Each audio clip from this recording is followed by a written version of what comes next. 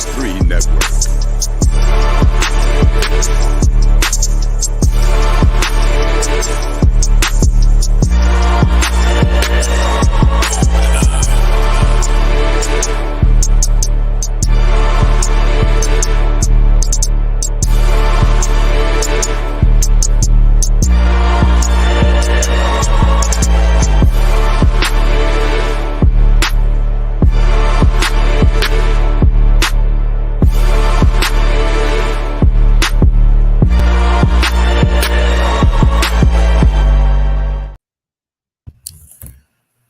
Bring back that beat, DJ Licious. This is the first, ain't it, man? Yeah, this is the first. This is the first. Ain't this the first with just 2 people on it too? Yeah, this is the first. Wow, it's the first, right? As of right now, as of right now, this is the 2Cast. We commemorating the Super Bowl with 2 black quarterbacks for the first time. But welcome back to the Fourcast. Myself, King Doc, Wilkes will not be here tonight. A-Trap should hopefully be here. Haven't heard anything, so hopefully he should be coming through in a minute. But we're coming to you with another great show, like we do every single week. You know, we talk black movies. We feel like black movies don't get the support that they should. So what we do is we talk about black movies, films, documentaries, at every level of artistry. You know, we talk about it, we dive into it. So we're gonna be doing that tonight, and tonight's review is somewhat of a throwback. This movie was 2004, 2002, but it's called Something the Lord Made, starring Mos Def and Alan Rickman. And so we're gonna get into that tonight. Before we get into anything, let's get into some comments. We got the realist in the building. She says, "Hi, gentlemen. Thank you for tuning in." Oh, wow. Welcome back, Kang. Yes, ma'am. Yes, ma'am. Yes, ma'am. Shout out to Vinny Hardy, co-host of the 2Cast. Yeah, it's 2Cast right now. Yeah. Co-host of Cats Talk Wednesday. Him and Terry Brownie do a great job Wednesdays. That's probably Blue Streak Freak right there, because that's normally who is in the Facebook. We also got Courtney Harper, and we got the one and only Big Illinois, Big Illy. Yeah. He must be off that paper, because he is definitely sharing his government name a lot more haphazardly on social media and here, And Courtney Harper, I would imagine, is probably somebody related to A-Trap, right? With the last name Harper. Probably cousin or relative or something, something of the sort.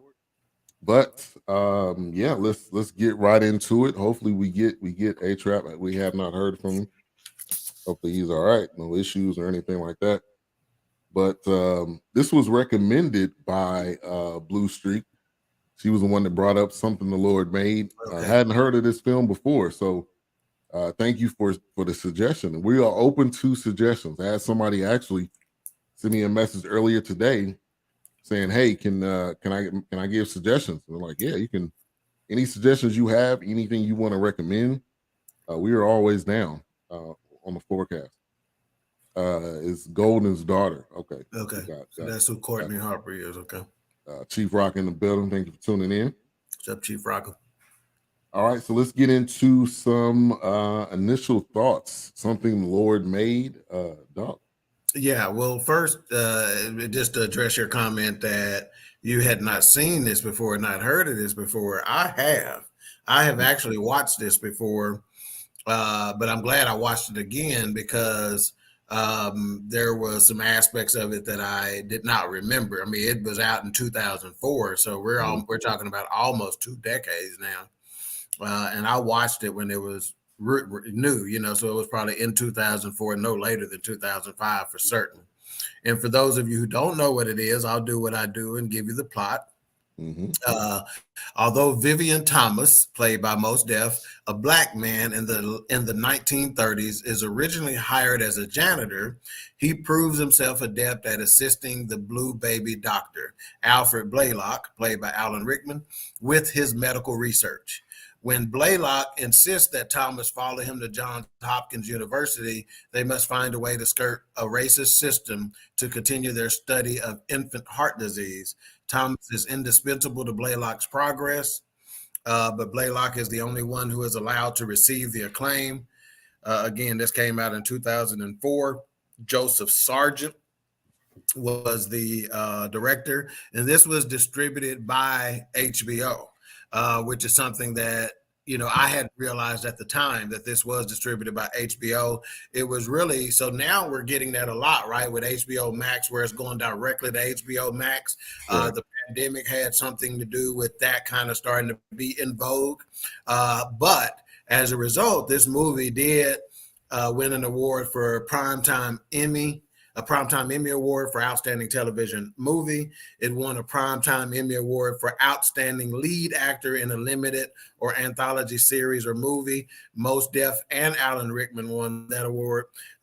Golden Globe Award for Best Miniseries or Television Film. Golden Globe Award for Best Performance by an Actor in a Miniseries or Motion Picture Made for Television. Again, that was Mos Def too. So he cleaned up on some awards on this, and I believe this was one of his first acting gigs. Yeah. And we got A-Trap in the building. Man, I was getting a little worried, man. Glad to see you. Yeah, he's probably turning that light on in the back at the movie theater.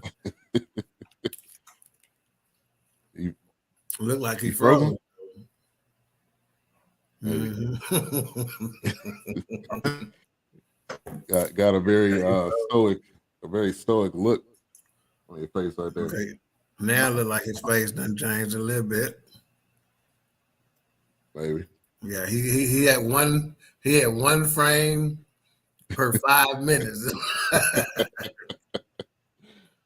All right, so this is based on true events, and it kind of, A-Trap, once we get you, if you want to come back in, possibly that may help. But Nashville, 1930, and shout out to Mos Def. I knew he was an actor, but this, I was wondering why he didn't act in more films. That's what I was thinking in my head.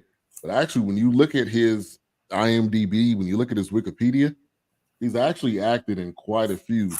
And I think you're right. This was one of his probably early films, but Mos Def did one hell of a job portraying Vivien Thomas.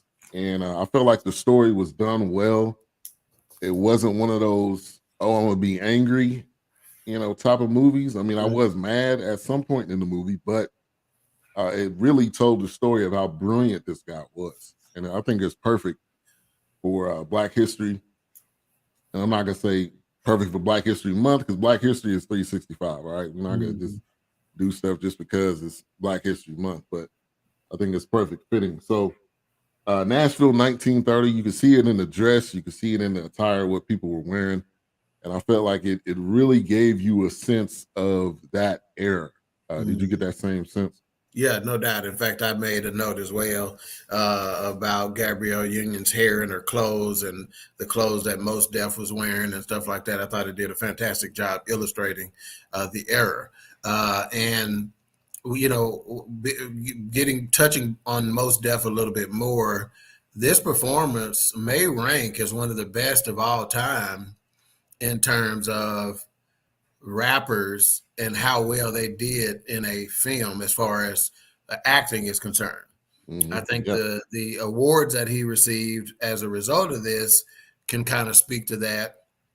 And the only other film that comes to mind where the rapper's performance stood out to me was A$AP Rocky in that film that we looked at. I think it was that Monster.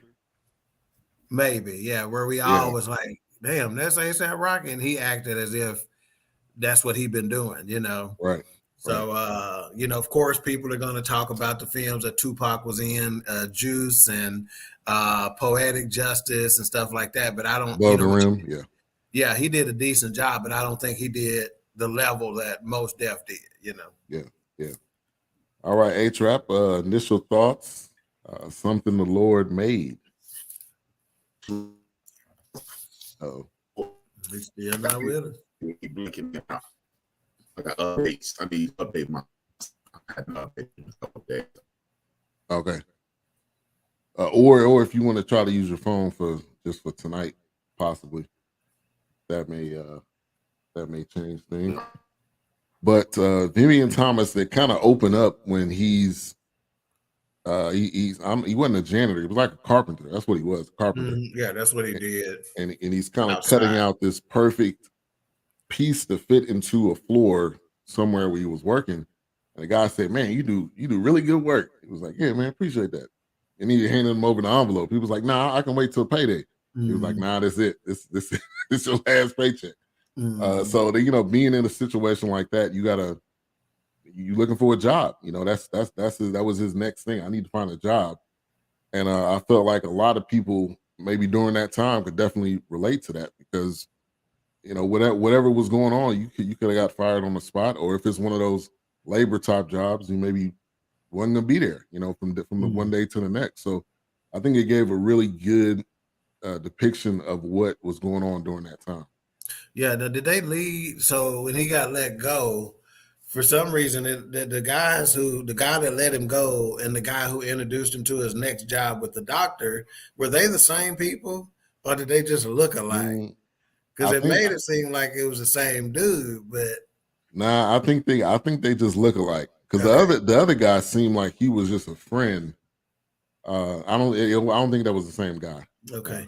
But in short order though, he wasn't looking long, because the dude took him to, get the janitor job at the hospital real quick, Right. Which was at Vanderbilt. That they really went real quick. I think that's probably Theodore said different. Yeah, that was a different guy. It seemed like it was maybe a close friend. It could have been a coworker, possibly. Yeah. But his job at Vanderbilt was supposed to be cleaning out dog kennels, basically. Right. Cleaning out the dog kennels and cleaning out the little yard area that the dogs went to relieve themselves. And these were the lab animals, for lack of better terms. These were the lab rats, So he was doing research on the dogs, for certain medical procedure. And this particular medical procedure he was working on initially was the blue baby syndrome, which they could not figure out. So that's what they were working on initially. Yeah. And so at Vanderbilt, he came in, and the guy, the doctor, Dr. Blalock, played by Alan Rickman, immediately kind of figured out, like, hey, this dude is good with his hands. Like, I could actually use him other than just cleaning up. And I think he's seen that early on. Shout out to the one and only Mayhem Wilkes in the building. Not able to be on screen, but he's in the chat supporting, so we appreciate that. So he immediately seen something in Vivien, and initially, this kind of changed, but it wasn't like a I'm gonna use you type thing. It was more of, you can help me. I don't know if you got that sense. It wasn't more of like you could be my slave. It was more like we gonna be partners. Yeah. That's the kind of sense that I got. Yeah, and he was, and he started doing these little agility tests, that he with his hands or whatever, to see, okay, can you hold the scalpel? Can you hold forceps? Can you move stuff around with the forceps? And Mos Def picked up pretty quick what he was trying to get him to do. So Mos Def not only did what he was trying to do, but he had him to pick up these little, they're not called beakers. They're called, I can't remember what those look, test tubes or whatever called. Yeah. Test tube, baby. So he used these little test tubes. He wanted him just to hold them. Not only did he hold one of them or pick one up with the forceps, he put it in some slots that they go into with the forceps, then picked up the corks that go on top of them and put them in there. So he did 2 extra steps, and the doctor's looking like, damn, So yeah, and he know more than just cleaning up dog poop. That's right. He know more. Yeah. Right, and then he caught him not too long after that. He caught him reading, He didn't really say much about that. He just saw that he was reading when he came in. Mos Def immediately put the books away and got back to sweeping or whatever. But he was like, you know, you could tell the doc was like, damn, that's pretty interesting. I don't catch that happening very often.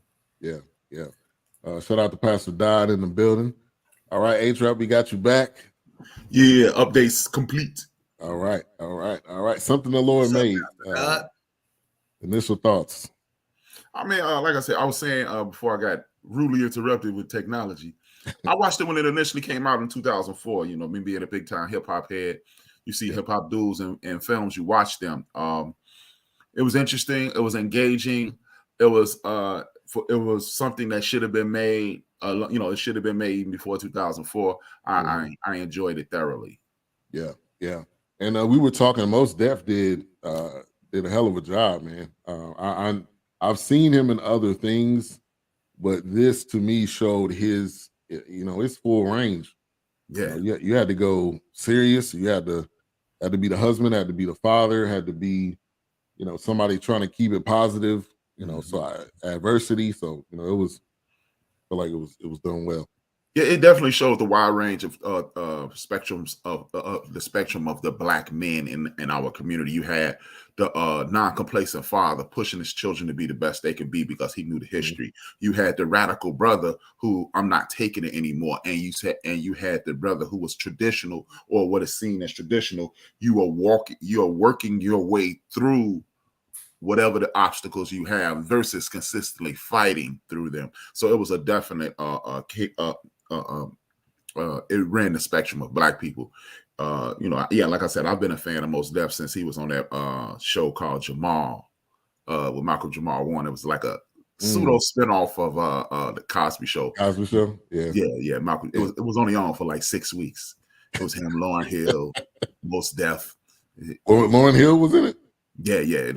They heard because they wanted it to be Theo, but it was so not Theo. But it was dope. But the world wasn't ready for that at that point. Yeah. And man, Mos Def. I was excited to see this, and this story hasn't been told enough. Obviously, I didn't know. So I mean, if I didn't know, I'm sure there's a ton of people that didn't know this story. But this story should be told more and more. And now, I'm gonna tell it to my daughter. She didn't actually watch the movie, but this is a story that needs to be passed down because this is history, true history.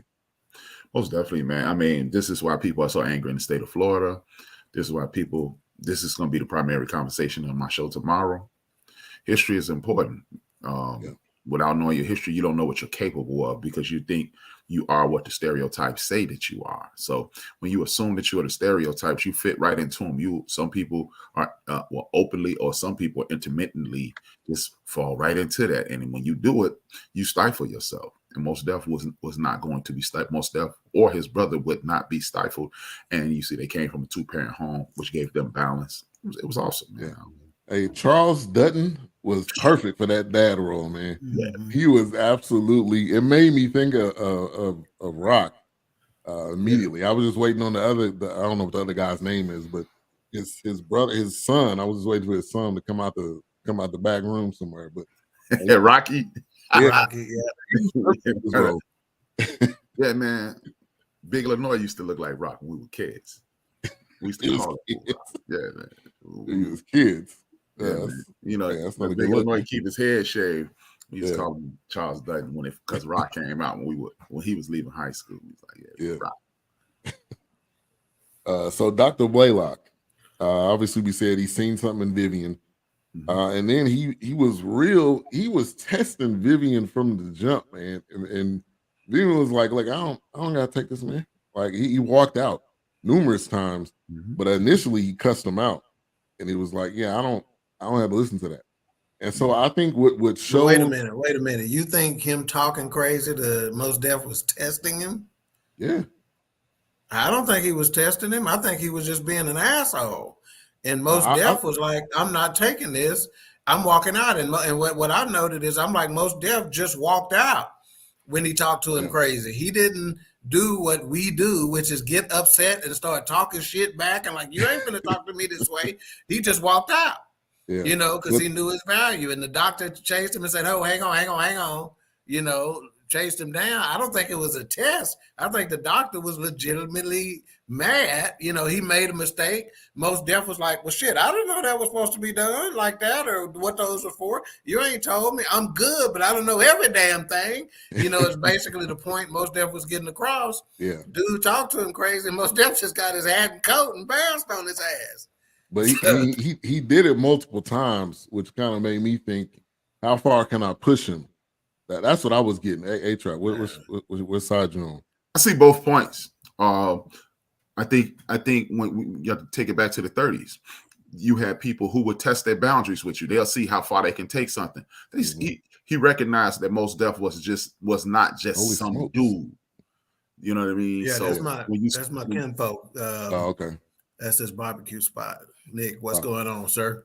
So when he realized that he wasn't once just some guy, and Mos Def, you know, I think he was intimidated by Mos Def, so he started trying to exercise his whiteness. And Mos Def was like, "I don't need this, man," because again, at the end of the day, Mos Def could go work with his pops. If push come to shove, he could have went and worked with his pops, and he knew that, and he didn't just want to fall back on that. He was his own man. So I definitely see the testing of boundaries, and I definitely see the pride. Putting it that way, A-Trap, I can see testing his boundaries. I don't think he was testing him. He may have been testing his boundaries, but I think, to be perfectly honest, I think the majority of white folks do that with black folks they're around. I really do. You know, it's almost like they in Jurassic Park and they the fucking dinosaurs, and they trying to touch these fucking wires. You know, or they're trying to touch your hair, or they're to trying see if it's gonna get shocked. You know, so I think he was trying to test his limits, but it's not. I don't think it was an intentional deal. What I mean is, I don't know that it was calculated. It's just the way life is, right? Yeah. You know, it's the way he was gonna be, regardless. Yeah, it was a subconscious move. You know, but what I think shocked him though is the fact that Mos Def did not go clown. You know, he got his hat in his coat, real gentleman like, and bounced on his ass. He didn't come say, "Give me my last damn check. I want it now." You know, he didn't turn into Willie Turner like Steve Harvey say. You know, he just most definitely. But see, that's what scared him. See, when you calmly leave a situation like that, when someone is clearly disrespecting you, and then let's take it back a few steps before he lost his cool. When his homeboy who got him the job at the university, right? He got the job at Vanderbilt for him. He said, "I told you I could pull a couple of strings." They walking up, and look what Mos Def and his homie did. They stepped out of the way and looked down. You couldn't look white men. You couldn't look white folks in the eye at that point in time. They got out of the way. So Mos Def is like, I think Mos Def looked at it and said, "You know what? I'm following all the rules. I'm going along with your foolishness, but you're not going to demoralize me." Yeah. Right. So right. That's how you do it. Make them sweat. Yeah. Yeah. Don't respond or overreact. Kind of like what Doc said. He just calmly got up and just walked out. And I think when you immediately seen his value when this white man ran after him, like, whoa, hold on. I was just I blew it out of proportion. I'm sorry. I think he knew, like, no, this guy is gonna help me, which we'll talk about later on, is gonna help me reach higher heights. I think he knew that, you know, from his skills with his hands and all that. Most definitely. Yeah. He definitely knew who he was. He knew that was Granville Wood. He knew who Mos Def was. He knew he wasn't just Joe Schmo. Right. Exactly. So very quickly they were at Vanderbilt. And then pretty quickly, Dr. Blalock goes to Johns Hopkins. So he tells I'm going to go ahead and call him Dr. Vivien, but he goes and tells him, like, "Hey, I want you to come with me." And, I don't think it was a long, drawn out thought process. I think it was just like, "Yeah, we're going to go." I don't even know if he talked to his wife. Maybe he told his wife, "Hey, we leaving." And she got a little frustrated when they got there, but. No, I think now remember the reason why they went from Vanderbilt to Johns Hopkins is because the research they were doing on the blue baby syndrome was successful, which Mos Def was integral in that, you know. So now they're basically moving to a more prestigious hospital, probably with a bigger research department, probably with a larger research budget, you know, et cetera, et cetera. He's going. Now, what I didn't quite make out, how far away this was from Vanderbilt. Oh, well, you talk about Vanderbilt is in Tennessee, Nashville, Tennessee. Okay. Johns Hopkins is in Boston. Yeah, so they didn't have a big conversation about that, did they? Being, No, they didn't. the move, him and his wife. They talked, she mentioned a couple of times here and there about her not being in Tennessee around her family and stuff like that, but I don't think they had they didn't make a big deal of the move, Yeah. Shout out to Trade Naturals in the building. I see Dog got some products. I did. I'm in good shape. Right. I think they did have a extensive conversation. I think she was just ready to pull out. She wasn't saying, she was looking at his value. She knew, basically, it was one of those, in my personal opinion, it was one of those deals where you know the value of your man. And you know your man is being undervalued. He's not getting compensated the way he should. She know they struggling. You struggling. We far away from home. We not near my family. We're not near your family. This dude is taking all the credit. Let's bounce. You too good for this. I think that's what it was more than her being out of the loop. She just looking like my man is a star. Right. And yeah, you got it. You don't have to take this. Yeah. That's a good point. No, I'm wait a minute. Maybe we're talking about two different things. I'm talking about the move from Vanderbilt to Johns Hopkins. Right. Because he wasn't taking nothing at Vanderbilt at that time. She was upset once he was at Johns Hopkins and wasn't getting the credit and stuff like that. So I don't remember an extensive conversation before the move to Johns Hopkins, is what I'm saying. They didn't show it on air, but you saw how close they were.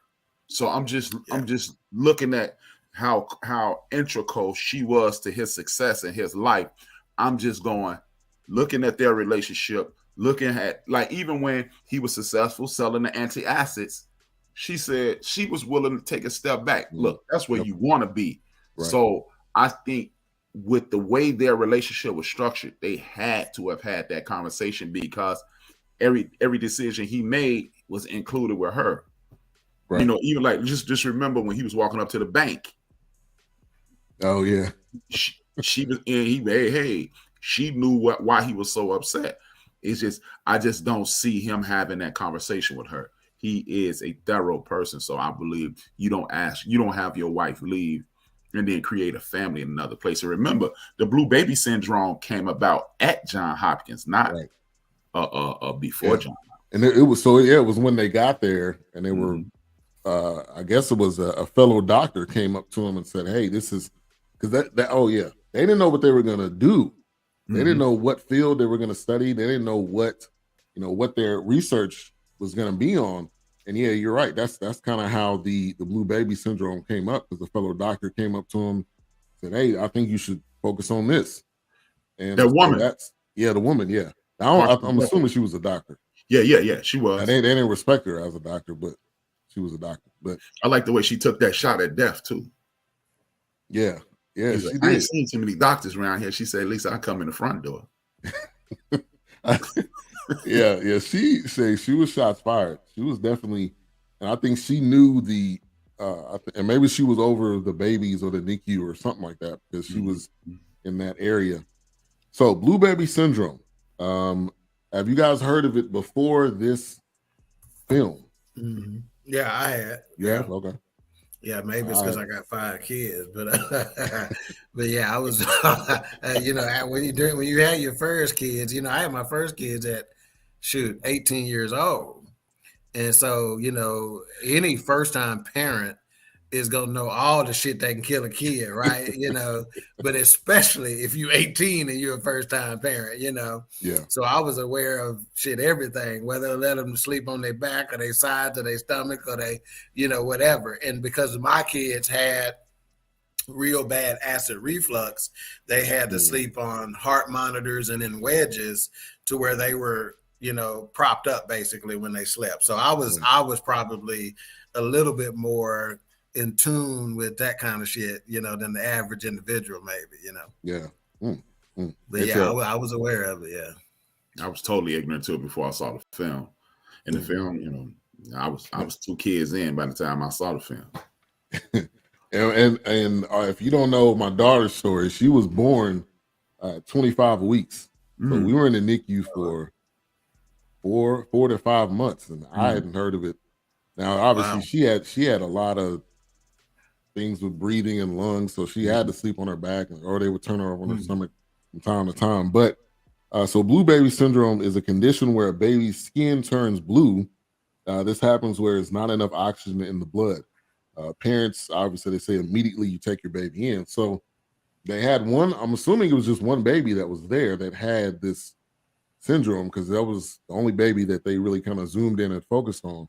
Yeah, I think that's because they were that was the most critical, because A-Trap kind of, I saw your forehead scruff a little bit. You saw more babies there than the blue baby? I was under the impression that all those children in that ward were suffering from that condition. That's right. Simply because they were there. And as you stated, that was the most dire one. Yeah, that was the one that needed immediate attention, because remember, Mos Def asked him, why are these kids sitting here with their knees in their chest? And they said, so it helps them breathe. That's right. Good point. I'm assuming that's what that ward was. And that one was the most crucial. Yeah.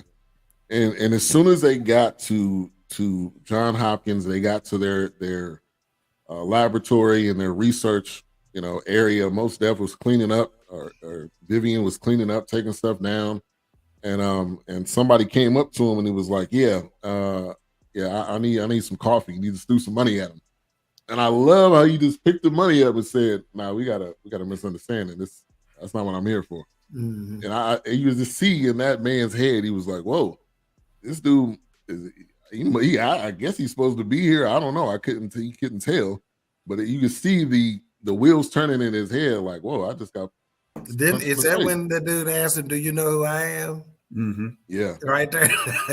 And then Mos Def come right back and say, "Do you know who I am?" Right.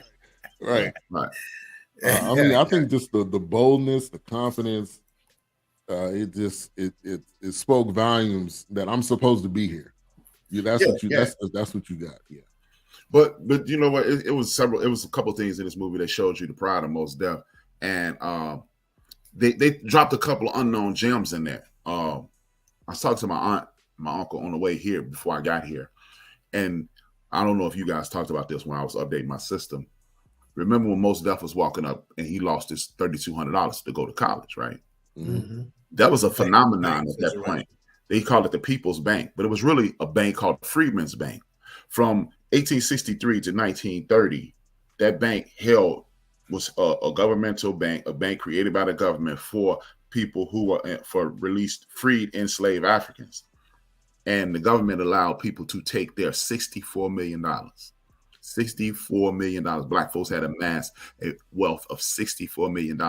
That's what that was about. So you looking at that, you are literally looking at the destruction, the financial destruction of the Black community right there. And that was one of the wonderful gems that they dropped in this movie. And as y'all stated, Mos Def had a deep-rooted pride in himself, because you have to remember, this is Mos Def. I'm assuming if your brother is hanging out with Thurgood Marshall, that means he's hanging out with Paulie Murray, Foxwood Robinson, and those people. Those are some of the more prominent people in the history of law. That means he's distinctly aware, seeing how it is Black History Month. We're talking about this movie. He's distinctly aware of Carter G. Woodson, who wrote the book, The Miseducation of the Negro, during this time. And he was talking about things like this. He literally, one of the quotes from the book is, the education that we are being afforded is to uplift the ancestors of enslavers and depress the ancestors of the enslaved. Mm-hmm. So Mos Def is living in that world, probably being educated with that information, especially since his brother is literally running, his brother is being represented by Thurgood Marshall. Right. Mm-hmm. It's just a whole lot of backstories that was laid out there that you have to understand. This is part of Mos Def's pride, in my personal opinion, especially if your brother is the catalyst for Brown versus Du Bois education. Right. And I felt like that was so dope just to hear that name drop, because it gave you even further into this era. Because if you're able to hear people that were in that era, I think it better connects the story than if you're just using random names. So I feel like that was perfect. Yeah. And your sis says exactly, A-Trap. Yeah, that was Man, the way they were able to portray this story, it didn't seem boring. It didn't seem it was too long. It didn't seem like they left stuff out. It seemed like they told the story very well, and I think they had the perfect actors from top to bottom to be able to do this. Yeah, man. I mean, it was great cast, great conversation. And then it just showed you one of the more beautiful things about this is they showed you the family dynamic, how important the support of your family was. Their father was barking and barking and barking, but you know what? Their father was barking the right kinds of messages. Hey, man, you have to work. You have to bust your back. This is who you come from. He letting you know. These are the things that we are missing today. That is the missing link in the community today. Because if you know who you are, where you coming from, you know what to and not what you should and what you should not accept and what you are capable of. And that's, think about it, man. This dude was one generation removed from slavery. Their father. Yeah. That was another moment. Yeah. Yeah, man. Man, this is a powerful movie, man. Yeah. And I was like, man, I was almost shocked. Like, why haven't I heard of this or read about this? It kind of made me pissed off. Like, man, I need to make sure, this story gets out because this was groundbreaking. They had no one was able to figure out this blue baby syndrome until really Vivien Thomas came along, and we'll talk about this later on. How he was the director. He was the orchestrator of these surgeries. So shout out to Chrisman, man, always showing support in the BS3 Network group. You know what? I kind of wondered while I was watching this entire movie. Before I got kicked off due to software issues, y'all were speaking about the tools that Mos Def was able to navigate through. Right. But you know what you didn't hear about? The fact that Mos Def, Vivien Thomas's family is enriched into perpetuity, because you do understand those tools are still being used. Those forceps, those things, things are still being used to this very day. And so he made one. He made several in the movie. I know they just showed the respirator. He developed a new respirator. He developed new utensils. He developed techniques. You are supposed to get paid into perpetuity when you create something of that nature. Yet still, this goes back to what's the sister name? Henrietta Lacks. Yeah, they just like they did Henrietta Lacks, because as they keep saying Johns Hopkins, I'm going, this is right around the time Henrietta Lacks is getting screwed, and they still pimping. Here's another family that Johns Hopkins is pimping. My homegirl Tony, her daughter just graduated from Johns Hopkins. She's in residency to be a doctor, and every time Tony posts something like that, I go, wow. Yeah. We got a comment by Wilkes. He says, I was confused at first, but Daniel Hale Williams was in a different lane as the first Black cardiologist and successful open heart surgeon. Now I wonder I don't know when that was. Right around the same time? Right around the same time. I mean, it goes back to the fact that we are creators, or God has given us the gift to create many things that we sometimes don't know, that we sometimes think somebody else did, but it was us. It was us. Now this made me think, how many things have we invented that we didn't get the credit for and somebody else took the credit for? So there's thousands of different things that we've invented. Man, I would say, this is what I would say. If you really want to look at the inventions and wonder and try to figure out who created them, look for the inventions that help people get through their day, that makes somebody's day easy. Like, this is something rudimentary, like the ironing board. Ain't no white man inventing no ironing board, because we were doing those jobs. We was doing the jobs, you're right. I ain't inventing no ironing board because it ain't gonna help my day. It'll help. It ain't beneficial to me. Yeah. It would have helped my grandmother, my great grandmother though. It'll help my great grandfather. When you look at things in the kitchen, when you look at things like the remote control, when you look at things like the fact that before Granville Woods got hold to it, the light bulb was only lasting 4 hours. He pushed it to 14, and he continued to push it forward. The washing machine, the dryer. Yeah, come on, man. That's a great point. We were doing that work. Security system.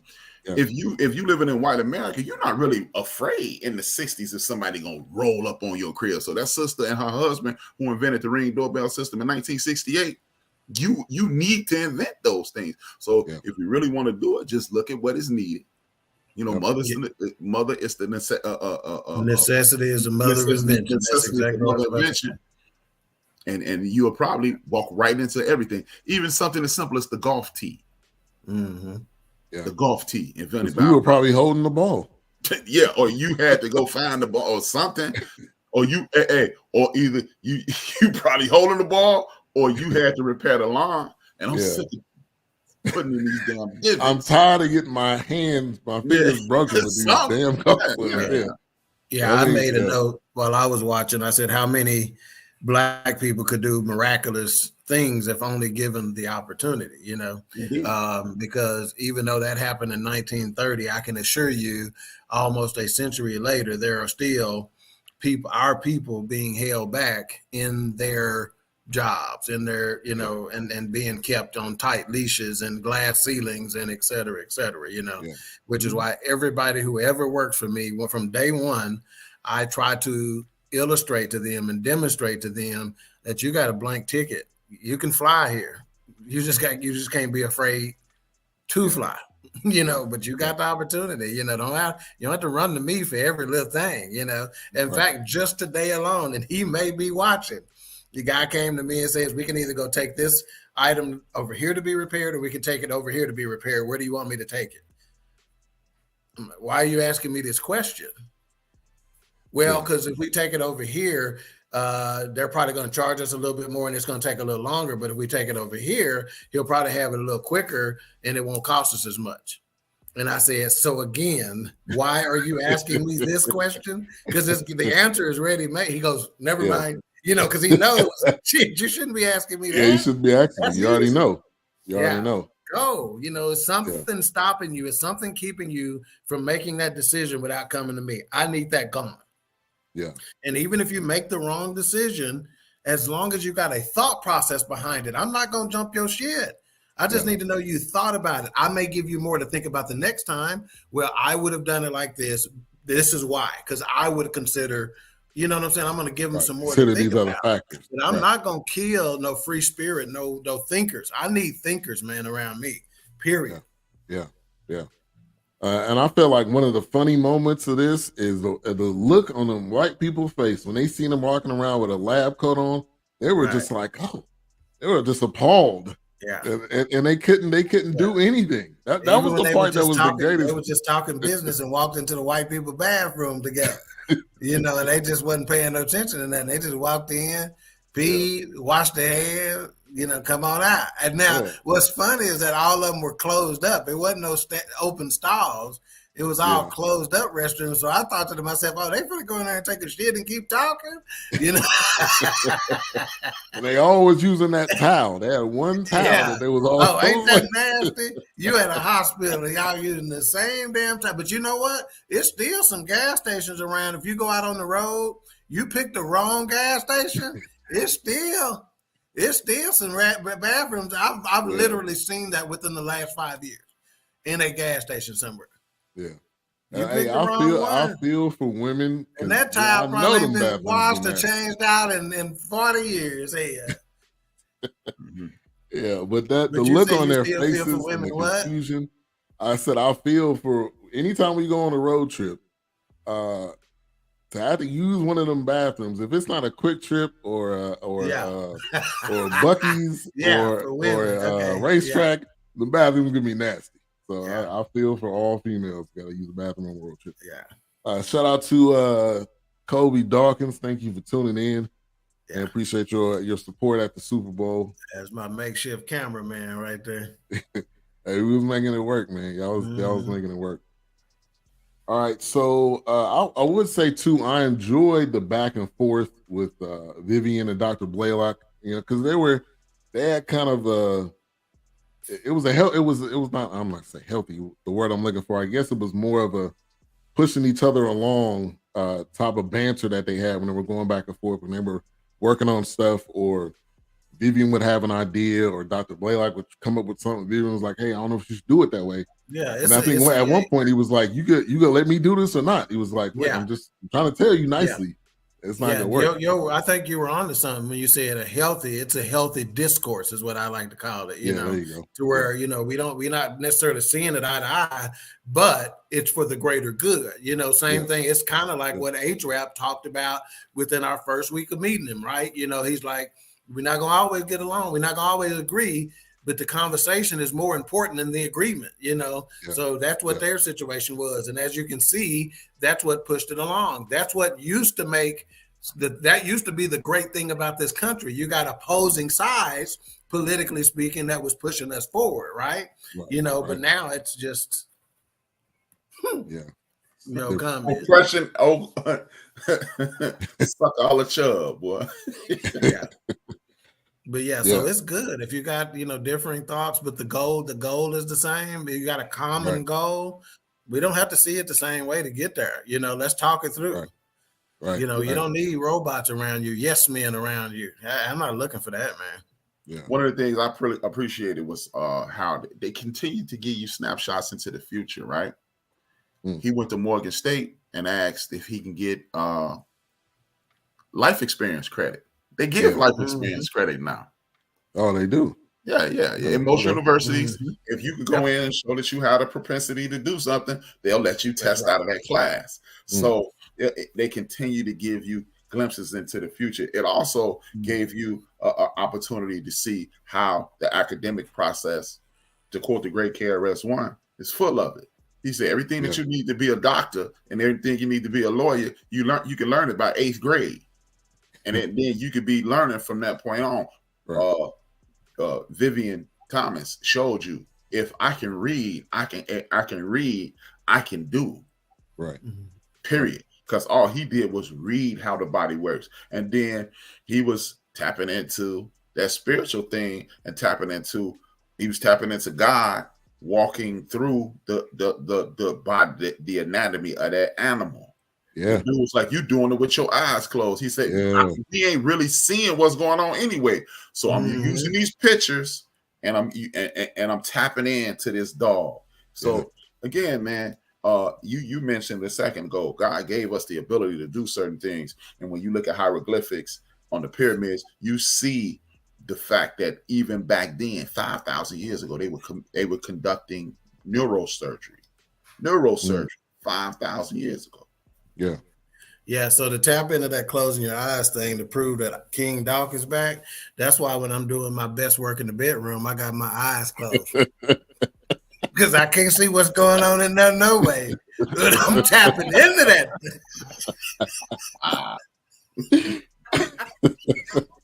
He is back, folks.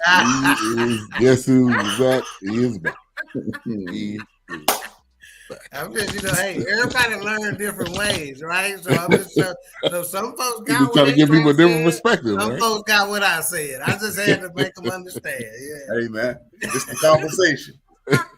Right. But but in all seriousness though, you notice how he was writing stuff out. He even though there may have been a chart already with that, he wrote it out. Even now they talk about learning. When you're trying to learn something, you want to say it, write it, and read it.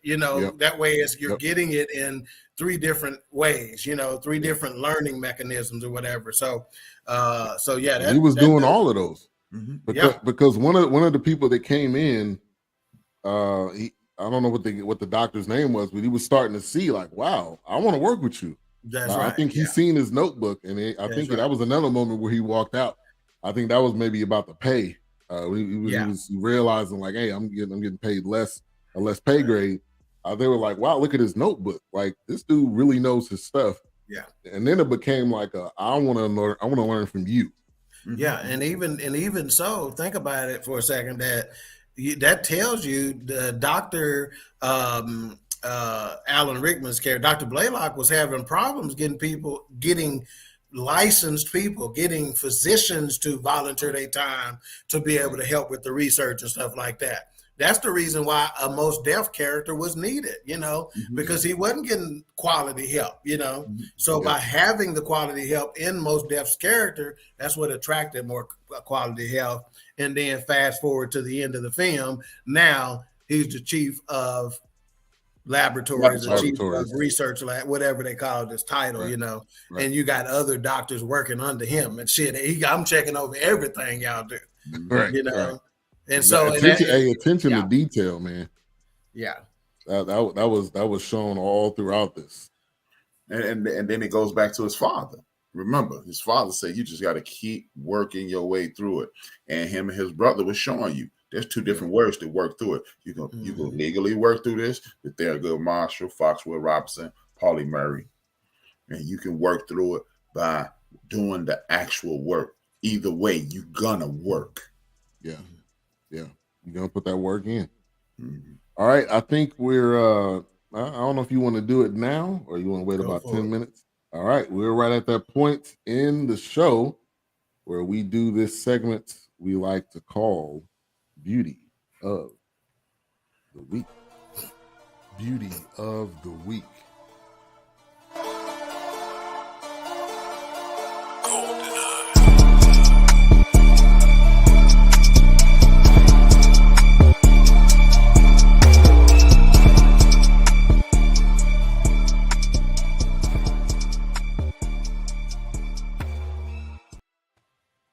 See already, I got Cole working on something for me. As soon as he gets through with that, I'm gonna have to have him get on the Beauty of the Week thing for me. So in this film, we didn't go over the cast, huh? I said this one was easy. Yeah. Well, his mom or her. Well, let me just go over the cast. We didn't really go over that. So again, we talked about Alan Rickman and Mos Def. Gabrielle Union was in it. Mary Stuart Masterson was in it. That's a big time actress. Merritt Weaver, Miss Saxon, she's played in some things recently. I didn't know she was in this. Of course, we discussed Charles S. Dutton. Robert F. Chu, that's the big dude that played the janitor. He was actually one of the lead gangsters on The Wire. He was on the crew that was against the other guy, right? Huh? Proposition Joe. That's right. That's right. That's who that was? Prop Joe. Yeah.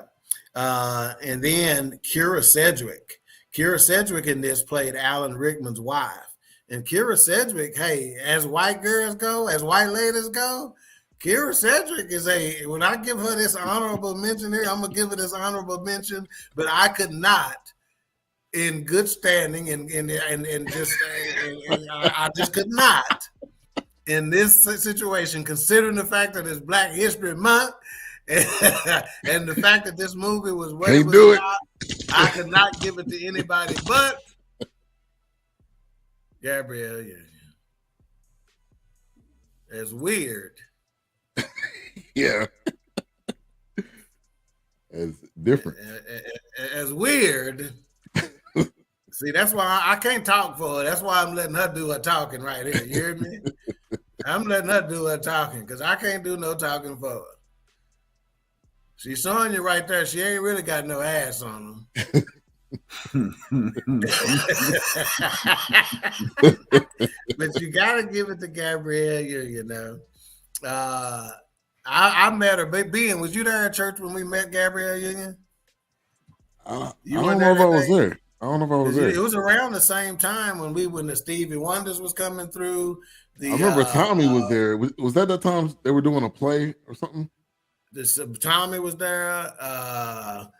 Who else was there? The singer, one of the Winans, Vicky Winans was there all the time. Yeah. Natalie Cole was coming there all the time. Yeah. Right, from time to time. Well, in that little time period, Gabrielle Union came. We were still in the old building at the time. Okay. So much cooler at the time. Since she got with, I don't know who made who crazy. I don't know if Dwayne Wade made her crazy or she made Dwayne Wade. I don't know what the hell they got going on, but they seem awfully weird right now. Yeah.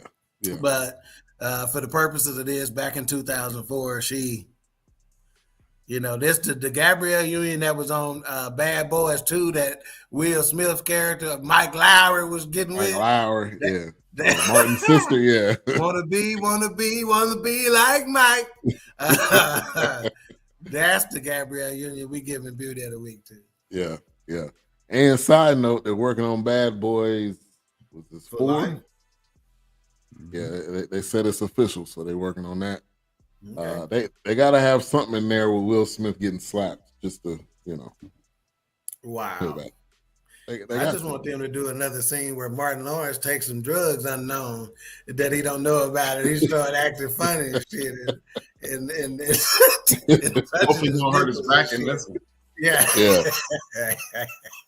Because in the last one he had back surgery. That's why he was kind of fat and wasn't doing a lot of moving.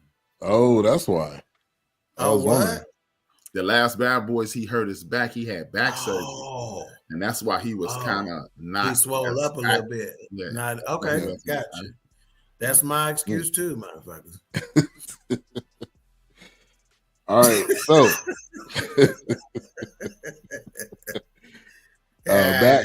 back to the film.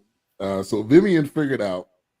Prop Joe was telling him, "Hey man, you ain't nothing, man. You make just as much as I do. You make less than Ain't that a nigga for you, man? Ain't that a nigga for you, man? Yes, yeah. It's always one or more that's gonna hate. Squeeze the lemon, boy. It is. And once he figured that out, he was immediately like, "Hold on, how I'm making the same or I'm making less than you?" So immediately he goes to, I'm assuming the HR, probably what they had back in the day. And he asked, for the pay rate. And she put him in a pay bracket. Now I don't know if he actually got the pay rate then, or was it when Dr. Blalock came and had to talk to the chief of surgery or whoever to get the deal done. It was Dr. Blalock who ended up getting him the pay rate. Yeah, and that's because remember Gabrielle Union say, "Oh, a promotion to what he already been doing." That's his sister too. And that's why I think that's what makes me believe that they had the conversation. I think he was telling her though that I'm making what everybody else is making or something, because and the tone of her voice no, she ain't a bitch. You ain't getting paid enough. She knew he wasn't getting paid right. Yeah. Okay. Yeah. That I think H-Rap is 100% on point on this, is the fact that illustrates that even the move, they probably had the conversation. They just didn't show it, Yeah. But that just shows in good cinema, there's ways around, having that's why you only had a 2-hour movie. In order to show everything that most folks need to see, it would have been a 3-hour movie. You got to get creative in your ways. So I think that illustrates perfectly that there wasn't a damn thing about his job that she didn't know. She knew it all. You ain't finna tell her how much you make, but hey, we moving. I'm only making this though. She would have said, nah, that ain't gonna work. Lemon squeeze. I don't get that. When you start hating, squeeze the lemon. Oh, gotcha. Okay. All right. So yeah, he ended up getting the raise, and so the next part of it was, they were about to try this surgery. Hang on a second. Dog. Before we go there, we got to say one of the biggest reasons why he got a raise is because he was getting caught between a rock and a hard place, because up to this point he was still having to remember he was a carpenter before this, construction worker. So in order to help make ends meet in the apartment they were staying in, he was having to do odds and ends job every month. And they was giving him $7 off if he did things like fix some of the plumbing repairs. My bad. I thought it may have been Ben. But fix some of the plumbing repairs, fix the stairs, do some stuff. And he was slow to get into that. So because he was having to work longer hours because they were getting close to a breakthrough with the research. Right. So when he started understanding, look, I ain't getting paid enough and I still got to do this BS. Now all of a sudden when 5 o'clock hit, his ass grabbing his coat and he leaving. And the doctor like, hey, what you doing? Where you going? He goes, I need to go make some repairs at my apartment so I can continue to Pay afford my to rent. pay my rent. Right. You know, Right. and so that Yeah. made the doctor look at it in a different way, and that was really Mos Def way of telling him, you only gonna get 8 hours from now on because I need to be back doing this Right, stuff, right. making what he I'm even said making. it. He Remember was when you did he was that, the bro? maintenance man. Yeah. Yeah. Remember when he did that? He said for 16 hours. That's right. Yeah. Yeah. Yeah. So from that point forward, that guy knew, okay, shit, if I don't want him leaving at 5 o'clock every day, and I don't know what time it was, but you get my point. Right. I need to go and make sure his pay is right. Yeah. And when he made his pay, he's like, okay, can you go and let that other shit go now? Can we get back to work now? And also, can I buy you a house phone so I don't have to come back over to this one? Hey, I took that kind of like I don't want to be around these ends no more. But I don't remember that part. You bought him a house phone? Yeah, he asked him at the end. Matter of fact, Gabby checked him when he walked in the door and said, in 16 years, I don't remember you ever coming to our house. Now he did clap back at her a little bit and say, I don't remember being invited. Yeah. And that's everybody, every person, every Black person needs a sister like that, man. It was like, when the last time you came over here? Yeah. But that was good. So that's one of the last things he said. He goes, "Hey, and do you mind if I buy you a house phone so I don't have to? I could have just made a phone call. I didn't have to come all this way."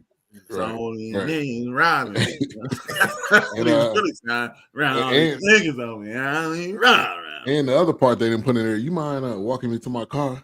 Yeah, you're right. That's the part. Hey, man, that's the part they really left out. That's what I'm saying. Hey, when I was laughing about it, she goes, okay, let me go get him. And she's got to go a long way to get him. He right there. He can hear y'all talking right now because he's just on the other side of that door. Yeah, right. It's like y'all place ain't that big. That's what I'm saying. Yeah, she just leaned over and said, "Hey, Dr. Blalock out here." Dr. Blalock here. Yeah. But yeah, that was a pivotal moment because that was another moment. Yeah, that he was like, "I'm done for the day. I ain't be you ain't gonna be getting no extra hours out of me." Right. But yeah, they were on the brink of getting this surgery in a dog. I don't know where they're getting all these dogs from, man. That Lassie died on one of them scenes. Dog pound. That early on. Dog pound. And remember, he even said, one of the things that made him jump that day because he goes, I'm gonna have to take this dog out your check. Oh yeah. he was about to back that shit wasn't funny. My check already low. Right. You gonna take it out of my check? He walked out there too. Yeah. The doctor thought that's what made him mad. Hey man, I was just joking about the dog. Like, another part they left out is when Mos Def said, "Man, fuck that dog." And you and Scooby Doo. No, so me and you missed it. They early on, even at Vanderbilt, they was getting the dogs from a local shelter. Okay. So you got these local shelters that are going to be kill shelters anyway. Right. Well, don't kill them motherfuckers. Let us have them. Yeah, let us have them. And they'll be dead for the end of the week. Yeah. Unless this shit work. Right. It'd been dope. Yeah. But they was trying to create conditions. That's the first thing. See, this is a two-step process. First, we got to create the condition in the dog. Yeah, good point. That in and of itself, even if Vivien Thomas didn't do anything other than help him create the condition in the dog, he was a success already. Yeah. Right? Let alone helping him to treat it now. He was his right-hand man. You know what, dog? I thought about this when I was watching this. I'm like, this blue baby syndrome, we ain't got to hurry. We ain't fucking blue. That's you. Right. Yeah, you're right. Yeah. You need this help. You need this again. It's the purple baby syndrome for us here. Yeah. Darkness. You never gave you. But yeah, they were getting closer. They were trying the surgery, and then there was, I guess Vivien came home and he had a dream, and he ran back, and he was like the stitching. So they were so, Vivien was so in tune with this. He was dreaming about this. He was thinking about this, day and night. And that's how they came up with the stitching and how they had to change some things. And then they successfully had the surgery on the dog. And then, the baby was getting worse and worse. So they had to really make a move at that point. And then that's when the actor that you mentioned, what was her name? Mary Weaver was the mom. And then the dad was a sailor.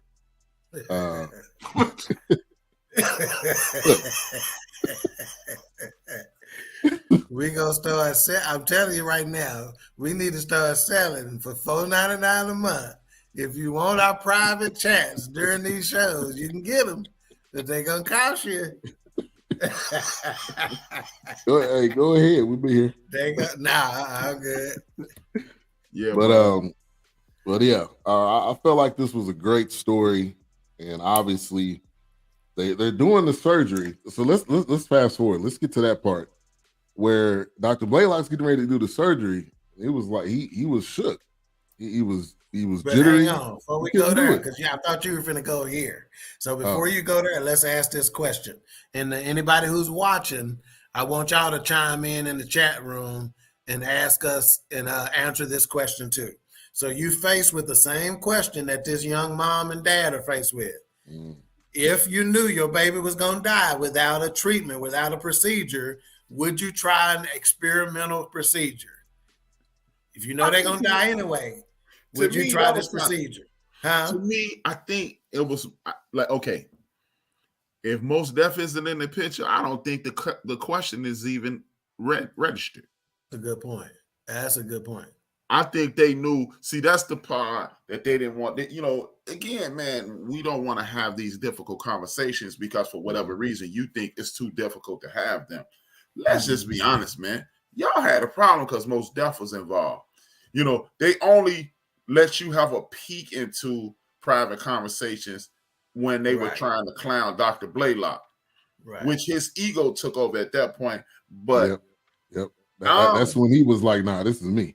Yeah, that's when he took the credit. Yeah, right. That's when he lost Mos Def almost permanently. That's when he did lose Mos Def permanently. That's right. Yeah. And but yeah, I mean, look, what's your options? Yeah, it shouldn't be. That's what I was tripping on, is that was the only part of the movie that was not believable to me. It's like, this motherfucker gonna die. What's the decision? This is it was the priest. It was the priest. One is 100% death. The other one is 50-50 shot, motherfucker. Even if it was only a 10% shot, that's 1%. Better than this other alternative. That's right. And it was the priest. When they came to him, he kind of put it in their head like, well, is that the purpose of the Lord? Right. You trying and then they got a little like, well, man. But I agree with you too, A-Trap. Once they seen Mos Def, they was like, oh, hold on. That's when they really started crying in. Yeah. Oh, we got this dog out. Yeah, you got this nigga pissing in our toilets. Now you gonna try to operate on him? He got the I ain't gonna scrub up before surgery. Y'all gonna have to triple scrub his ass before he come in there. Right. Now it's gonna be some black blood in there and everything. Blood dirty in the baby. If there's a chance to save minds, I'm gonna take it. I agree with Kobe. And again, going back to my history, there was times when RA was born, they were like, look, this can go one or two ways. I mean, I'm saying like 5 minutes after she was born. Yeah. And so we were like, do everything you got to do to save her. So I mean, like, if it was life or death, ultimately, you're gonna pick an option, a possibility. Right. No matter how small the possibility is, you're gonna try to take it. Yeah. That's what I'm saying. But I think 99.9999% that she's gonna die if you don't do this. Give me that 0.1% and I'm good.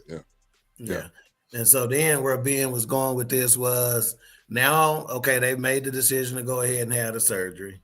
But as we leading up to the surgery, the doctor is getting nervous and a motherfucker. Boy, he was about to piss himself in church. Yeah. And his wife say something to him about it, and he goes, "No, it's not that." But he didn't say it, but you could tell he was starting to think, I done did this shit. I've only done it with Vivien, which is Mos Def's character. Right. I'm getting ready to have to do it by myself on the real deal, and with a bunch of motherfuckers watching. Yeah, You know? his whole all of his peers basically were there. Like, yeah. So he started getting nervous. So they done scrubbed in, they done washed their hands. Him by this time, that other doctor who wanted to do research with him, he's there. Right. And Mary Stuart Masterson's character, which is Dr. Helen Tay or whatever, she's there. So you got 3 doctors there and some nurses and anesthesiologists and whatever, right?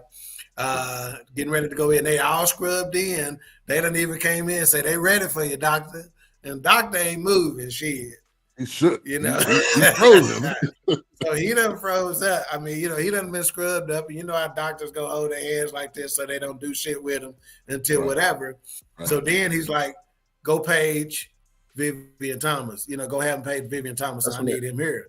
So they go ask the lady, and she's like, "No, we can't. We can only page physicians. He's not a physician." Page niggers? Yeah, basically. That's what you wanted to say. So finally, he went out there and shit. He grabbed the mic himself and said, "Shit, Vivien Thomas, I need you in the ER right away. Get her right away." And I think Vivien was eating lunch or some shit. He was in the lunchroom with Flop Joe. Yeah, you ain't nothing. Yeah, dropped this shit and got on down. So he don't know what's going on. He don't know if the baby done died, or he don't know what's happening. Because he walk in, he immediately look at the parents. This was a great acting job by him right there. He come in, he's looking nervous, he's looking at the parents, trying to figure out what's going on, but I gotta hurry up and get in there, whatever. He gets in there and Doc say, "Scrub up, I need you." And get him something to stand on. That's what he should have said. "Sweet daddy scattered needles." Out of God, he said that. I've been done. Yeah. So basically, for those who are not watching the movie, he have not watched the movie, he basically had Mos Def's character, Vivien Thomas, come into the operating room with him, with all of his peers up in the observation level, watching down, and he had him put basically a step stool behind him that Mos Def could stand on, look over his shoulder, basically, and say, "Yeah, you got it. Do that. Point right there. You need to go over a little bit, whatever, Yeah. But to me, that kind of told me that Dr. Blalock, I don't know if he actually did it, the whole thing from beginning to end himself. I think Vivien did really all the work. Maybe he did parts of it. Yeah. But I think Vivien knew it inside and out. Dr. Blalock, Vivien knew it much better, no doubt. Yeah. But he couldn't do it because he wasn't, quote unquote, an officially licensed doctor. Right. Right. So it would have been illegal for him to do it. Yeah. Yeah. But he was basically quarterback. He was the offensive coordinator, telling him what to do. That was Eric Bieniemy before Eric Bieniemy was there, right?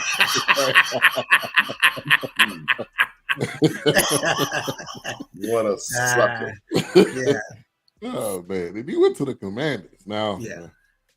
But hopefully it works out for him too. Sorry. Yeah, I thought Dr. Rickman did a good job there. He still showed that there were some high stakes involved. The blood pressure was going down, and the other doctor kept telling him, "Hey, blood pressure at 65."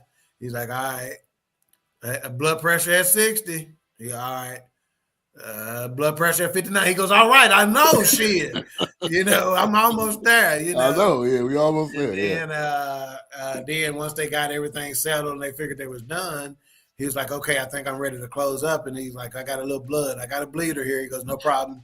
Then they decided they just needed to suture that up. I think Mos Def's character even had something to do with that, say, "Remember, you're doing whatever, because you remember part of this was they figured out that on one side they needed to do permanent stitches, on the other side they needed to do stitches that were designed to so the thing can grow, Right. Right. Yeah, and Vivien, he was really pulling all the strings. Without him, if he would have left and went home, this would have been over. Yeah. Screw these white babies. Ain't no cell phone. That's what he should have said. I need a raise. Right. I'm not doing this. I'm not doing this until you cash at me $200. Right there. Right. That's how you get that raise. Yeah. I need a car with that phone you got. Right. Exactly. Strike while the iron is hot. Yeah. So the surgery was a success. Which, as a matter of fact, I am not coming back until I renegotiate my contract with Ben. Yeah. It sounds like the same thing with Wilkes.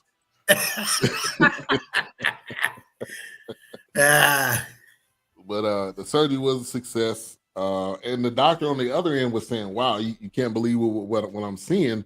The baby started turning back. So, and then it was like, started turning black. He's from blue to pink, basically. Turning back. Yeah. Back. Yeah. But, so that was, that was the highlight. But immediately, Dr. Blalock was pushed into the forefront, taking photos. He was on Time Magazine. It was like, this is the doctor of the year.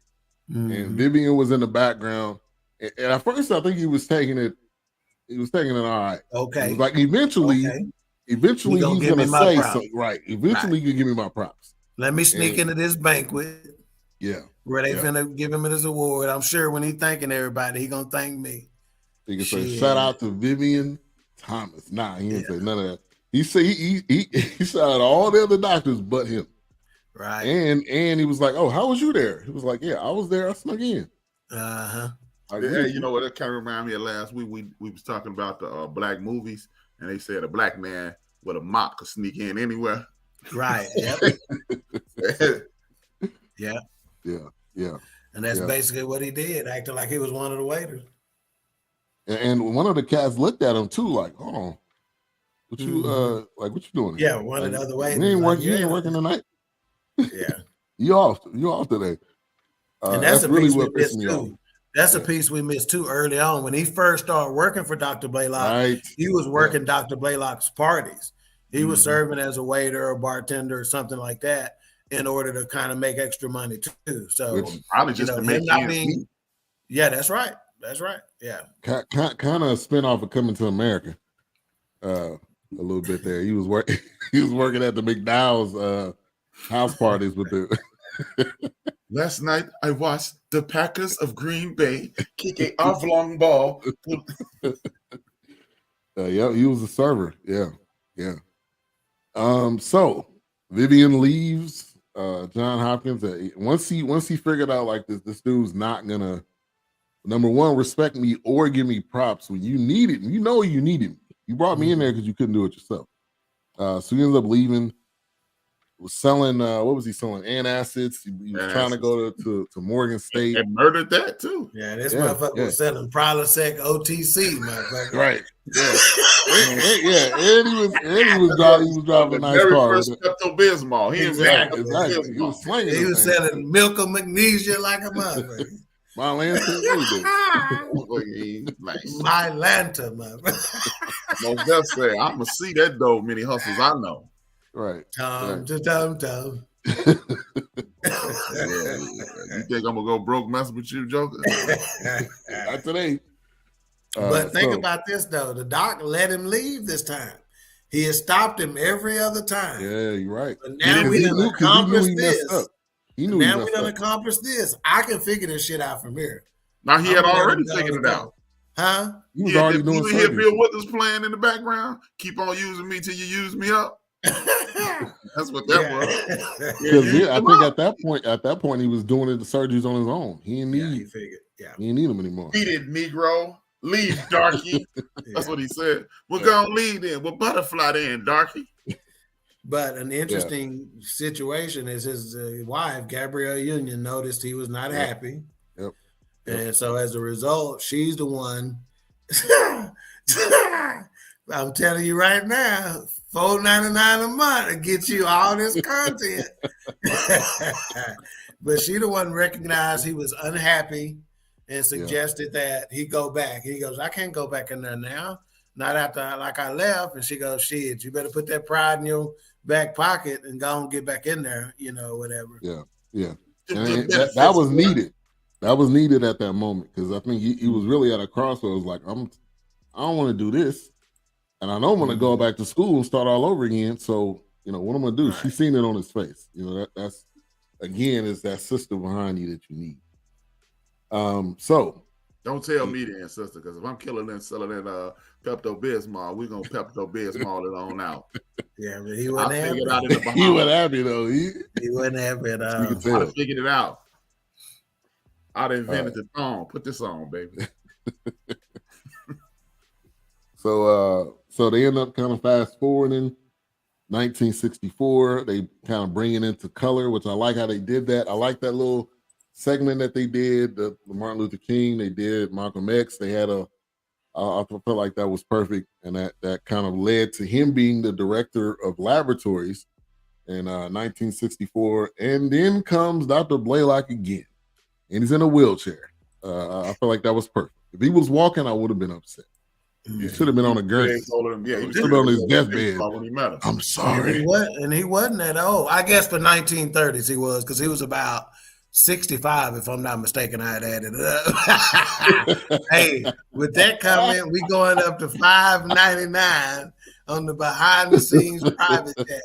The comment I just made increases this monthly subscription to $5.99. But yeah, at first I was thinking to myself, I'm like, man, he's only 65, but I got to remember that this was 1940s, 50s, 60s by then. So life expectancy wasn't that great, and stuff like that.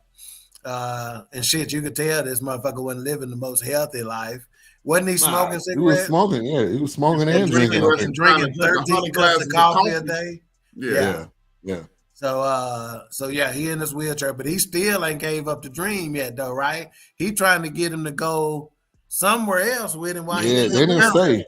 Huh? What hospital did they say? He was going to was it Cambridge? He was talking about going back to Vanderbilt. Oh, okay. But he's like, we can do it one more time, whatever. You could cure cancer. You could cure cancer. I can get credit for that before I die. Right, exactly. I can get another plaque up on the wall because of you, Vivien. Yeah, but Vivien was like, a black lady has cured cancer. She just needs some funding to get it out there, by the way. She better keep it quiet before she get killed. Yeah. Like that dude who got killed at the grocery store a few months ago, but not about a year ago. He invented the engine that run on water. Yep. Mm-hmm. Wow. And then the sniper killed him in the grocery store. No comment. Let me be quiet before they get me on the way. Mm-hmm. I don't know nothing, y'all. I don't know nothing. But Vivien knew writing was on the wall. Like, if I go with you and you really not in great health condition, I'm throwing away everything that I built, literally what he built. So 1964, he times were different, obviously. Yeah, he had more respect. He had leadership. He had people looking to him. Yeah, so why would I leave and follow you to go somewhere else? Right. They only call you behind your back by that point. Yeah, that's right. Literally, he's walking into his laboratory and he's got 5 or 6 doctors in there working on research stuff. And the second he walks in, they're like, "Hey, can you come look at this? Can you come look at this? Make sure I'm doing it right, et cetera, et cetera." And he's like having to hang up his coat and then put on his lab coat and getting ready to see. So you can tell they've been there. Now I got banker's hours, motherfucker. Hey, I'll be in there at 9 or so. So by the time he get in there, shit, they done been working for hours already because they got dogs cut up all over this motherfucker, Scooby-Doo, Renton, Benji, all of them. Lassie. Yellow on the table. All of them. All of them cut up and laid out there. Hooch. Yeah, all of them. King, lady. Tramp. Right? They say every black family that named King, lady, Duke, whatever. Queen. One of them, yeah. Queenie. My Aunt Constance had a dog named Queen. I'm telling you. Man, we stuck with some names, man. All right, so I think so Dr. Blalock ends up passing away. And Vivien finally gets some recognition. He gets a honorary degree. And I think he didn't know. I don't know. I think he probably knew about the honorary degree, but maybe he didn't know about the portrait of him. No, he didn't know the portrait. Which he finally got an opportunity. And then it felt like this is every black man go through this. When you finally sit down and like, man, finally, I think he finally was able to realize and that he was appreciated. Mm-hmm. And then he got paid. That's it. A-Trap, XL. Yeah, exactly. That's it. So they did a great job, showing the portraits on the wall, and then they immediately went to the actual portraits. I felt like that was a great transition. So Dr. Vivien Thomas, 1910 to 1985. Dr. Makes Blalock, me want to go to 1899, Johns Hopkins and see if that's legit and 1964. stuff Yeah. like that. Well, And see if I can it feel, but is. I'm expecting to feel the ghost of that place, right? Because again, how many black people that have been done wrong there, whether it be because of their Henrietta contribution, Lacks. research situation, or right, So Yeah. I bet you can feel that when you walk in, knowing it, right? I'm gonna go there because that's true. You're gonna hear, "Get out of here, nigga."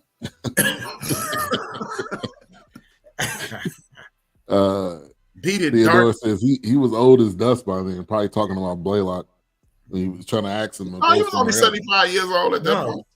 Yeah, I was gonna say it was either 65 or 75 when he died. Mm-hmm. And smoking that pipe. Yeah, and drinking all that coffee. And Alan Rickman actually passed away. I didn't know that. Like 2000. Alan Rickman, ain't that Saddam Nussi? Saddam Nussi. I won't deny. That's Saddam Nussi. Either please. Saddam Nussi. Is that a bed? 2016, he passed away. But what's his name, man? Let me look him up. I think that was Saddam Nussi, man. Brother Nussi. Alan Rickman. I can't remember. Alan I Rickman. don't think so. I think it was somebody else. No, that wasn't him. What film you talking about? Ain't him. Yeah, I thought that was somebody Alan else. Rickman is. But that's still a good recon. I think Alan Rickman is the dude from. Let me make sure before I even call it out. But I think that's the dude from the Christmas movie that don't nobody want to call a Christmas movie. Yep. Die Hard. That's him. Oh yeah, he was in Die Hard. Yeah. And that's a Christmas movie all day long. Hans Gruber. Hans Gruber. Yes. Yeah. Yes. Yeah. He was in a lot of Harry Potter movies. Alice in Wonderland. But anyway, all right. Let's go ahead and rate this thing. Something the Lord made, which they actually said that in the movie. Yeah. I think it was. It was at the point where he. It was at the point where I think they finally did the surgery, and he was like, "Man, that's something the Lord made," or maybe something in it. So that was perfect. All right, so rating and final thoughts. A-Trap, and go to you first. I'm gonna give it a solid 4. Great movie. I don't see no flaws in it. I don't have anything bad to say about it. Touched a lot of historical facts. Yeah, you peek into history. Yeah, you peek into how things matriculate. Like I was saying, that it shows you that there's 2 ways to go about things. You can take these things the legal route, or you could just ball knuckle it out, and get where you want to go. So gave you some historic facts, as I just said, and introduced this guy to millions of people if they watched it. So yeah, excellent movie. I'll watch it again, but all right. Well, I did watch it again. I watched it back then, and I watched it again to watch it again. Today. How many mics you give it? 4. Because you remember we got to give the cumulative. Yeah, we're gonna do the average. Yeah. Right. All right. King Doc. I found myself at the end of this movie fighting back tears toward the end of this movie, like when they were, awarding him, and like A-Trap, I had seen the movie before, and it didn't evoke those thoughts like it did then. But at the end of the movie, I was fighting back tears. My throat got tight, and that's because I was thinking about the thousands and thousands of our people who have contributed to this society, to the advancement of the society, and yet who have not been acknowledged, and they've contributed to the advancement of the society in a mighty, mighty way, right? Mm-hmm. And the thought of that was just too heavy to bear without a wet cheek, So for me, like I said, they got tough, but I'm like, man, I'm just a punk nowadays, man. I can't take it, But I'm right there with A-Trap. I gave it 4 mics as well. That's what I was on from the start of this show. That's where I was at. I'm at now. I think that's a solid rating. But yeah, 4 stars. And again, I'm telling you, this is a story that's as old as time. It is a story that 100 years from now, something is happening right this moment to where somebody is hell, the motherfucker who came up with chicken nuggets didn't get the credit. Yeah. You understand? Again, we mentioned The Wire, right? We learned that in The Wire. Hey, there's another dude. Pimpin' Orlando was in this. This is his brother, Orlando, who owned the strip club. That was his brother. Okay. The dude that they shot up when they shot up Griggs. Yeah, okay. Okay. And hey, so for the record, we also kind of let you know what IMDb has done on this. They gave it 8.1 out of 10 rating. Common Sense Media gave it a 4 out of 5. So they're right where me and A-Trap were. 8 out of 10 is a 4 out of 5 too. So IMDb is right where we are, also A-Trap. Yeah. And Google users liked it just a little bit more because they're at 89%, where I think we're probably at an 80%. So everybody right in the same place, you know. And Theodore said, I thought it was a 4.9. It was a great movie. Stars. And the artist formerly known as Benita A. Whitfield in the building. How you doing? We ain't seen you in a minute. Put me on. So I'm gonna give this a 5. Man, I didn't see any flaws in this at all. I didn't see anything that needed to be changed. Mos Def made it real. Alan Rickman make mine a 4.5. Yeah, that'll make it 4.5. Yeah, I'm gonna give it a 5, man. I know that's I don't get 5s out often. I think none of us really get 5 out, but this one was, it was done very well. And you didn't leave angry. They left it on a good note. The guy finally got his props, even though he knew inside what he did. He knew what he did. But for everyone else to see what he did, I felt like it was a great ending. So, I'm gonna give it a 5. Yeah, I think Mos Def's performance was a 5 all day long, man. Yeah.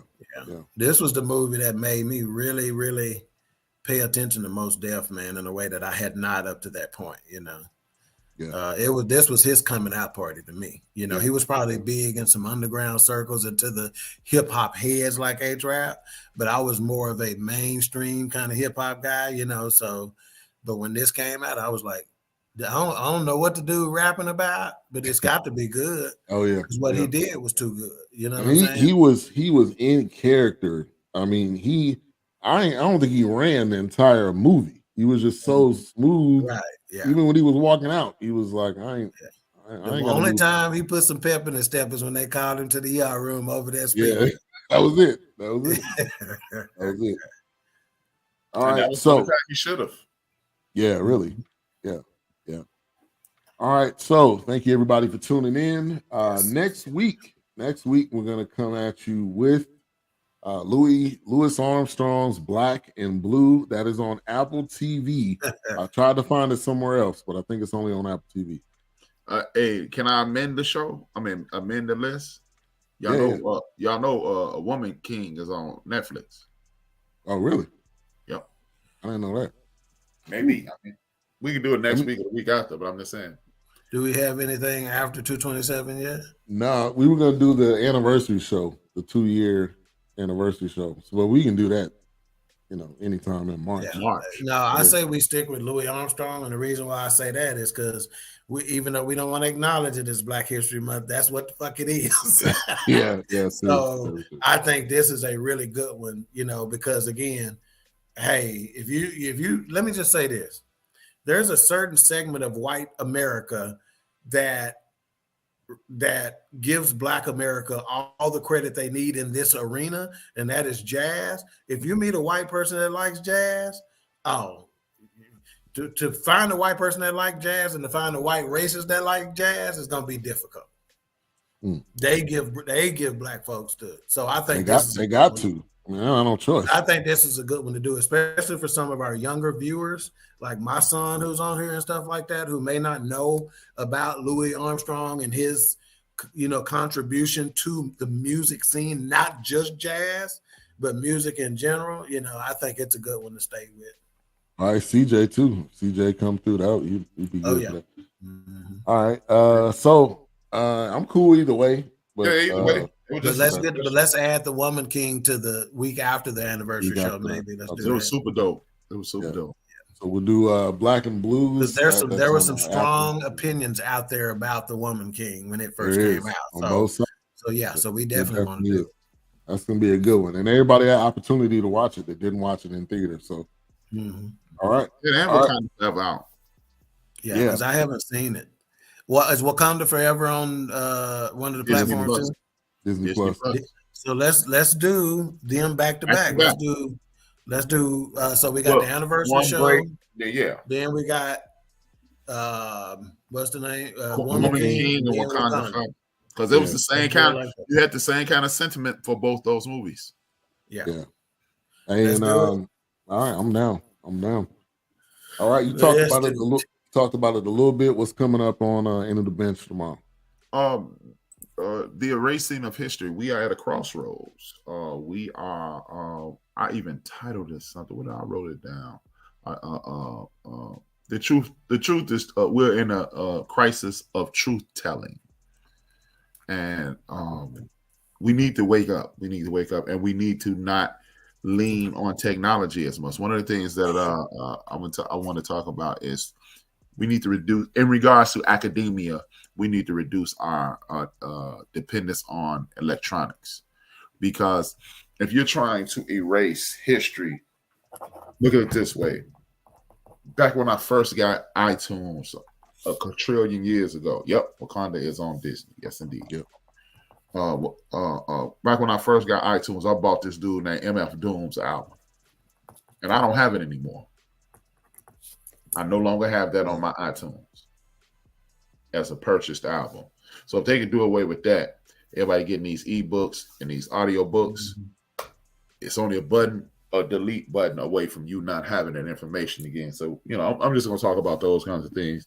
And to be perfectly honest with you, I ain't have a show prepared up until about an hour ago. But definitely going to talk about that.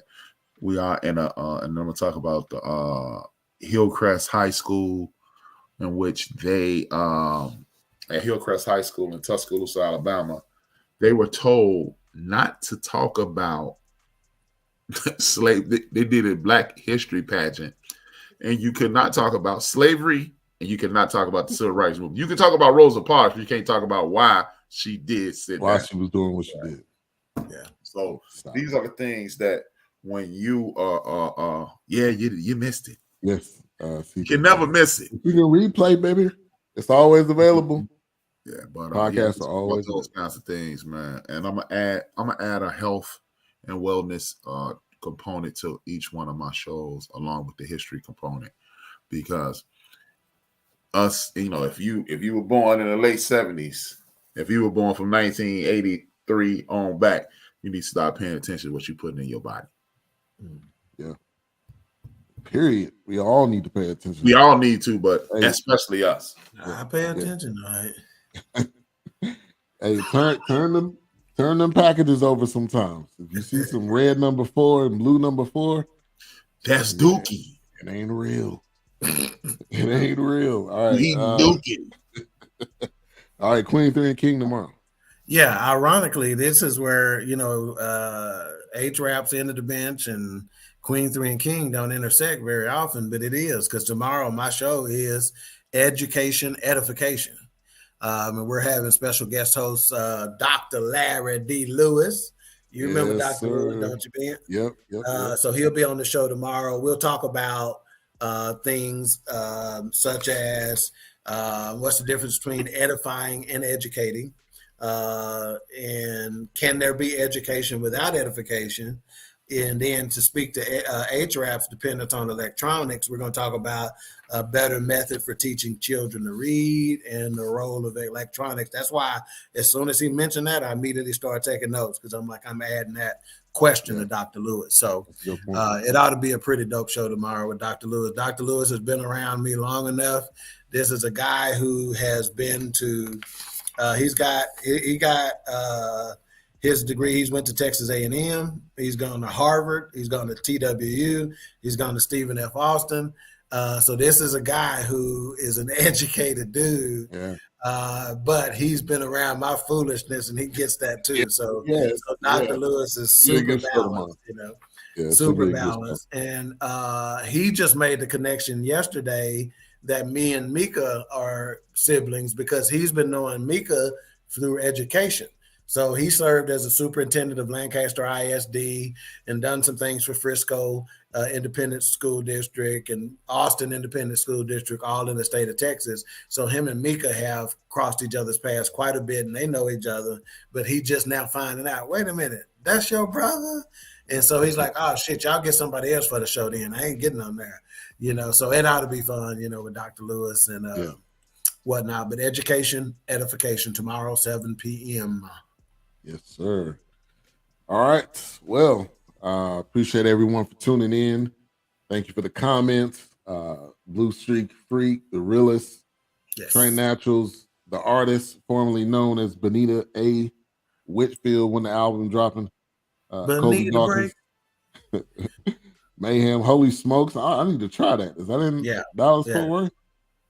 He do catering mostly, but okay. he can come up with a little something. Matter of fact, Holy Smokes, cousin Kinfolk, give me a 30 to 45 second promo video for Holy Smokes, and we will run it on some of the podcasts on BS3 Network as our Black-owned Business of the Week promo feature. So get it to us. And I'm doing a white-owned business on my show. Ben, did you answer that question about the average? I don't know what you mean by that. 4.5 is the average.